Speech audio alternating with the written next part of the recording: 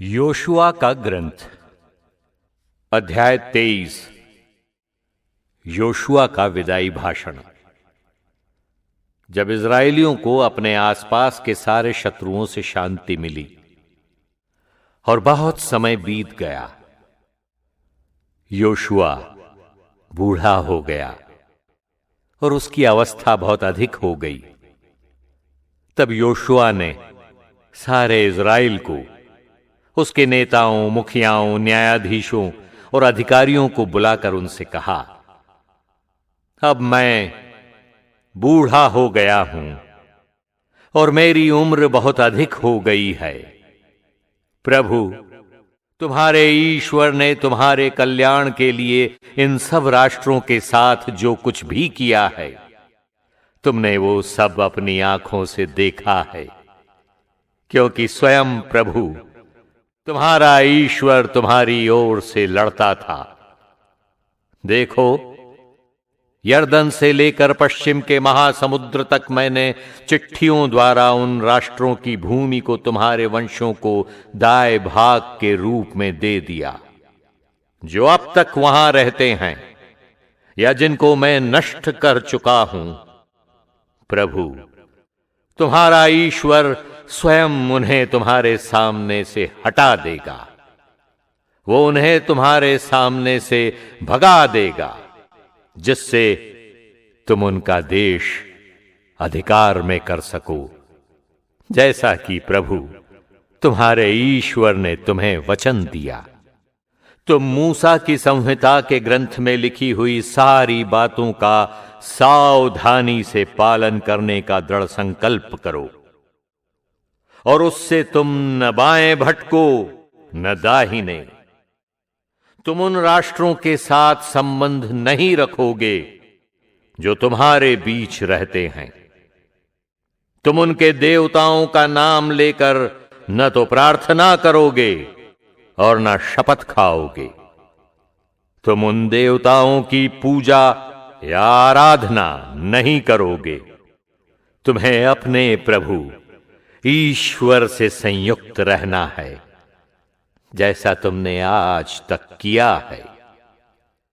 प्रभु ने तुमसे बड़े और शक्तिशाली राष्ट्रों को तुम्हारे सामने से भगा दिया है और आज तक तुम्हारे सामने कोई नहीं टिक सका है।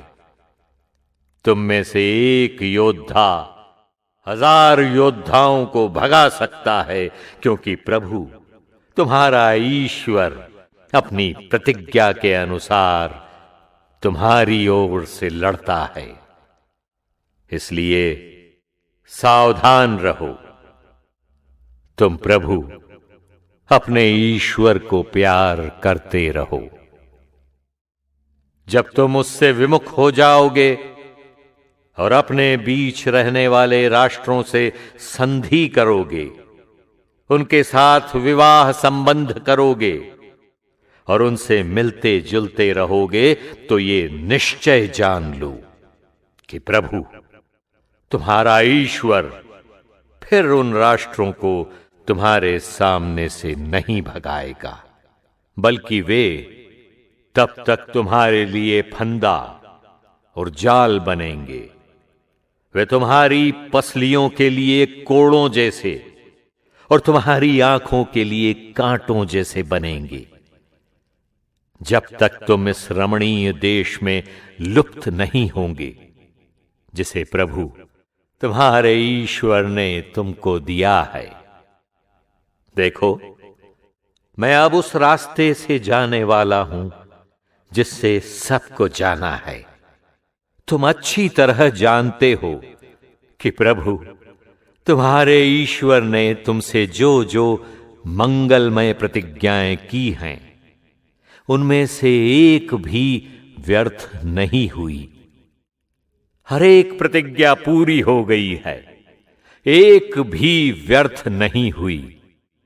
किंतु जैसे प्रभु तुम्हारे ईश्वर द्वारा तुम्हें दी गई प्रत्येक मंगलमय प्रतिज्ञा पूरी हुई है, वैसे ही प्रभु ने जिन जिन विपत्तियों की धमकी दी है, वो उन्हें तुम पर ढहाएगा और उस रमणीय देश से तुम्हारा विनाश करेगा जिसे उसने तुमको दिया है।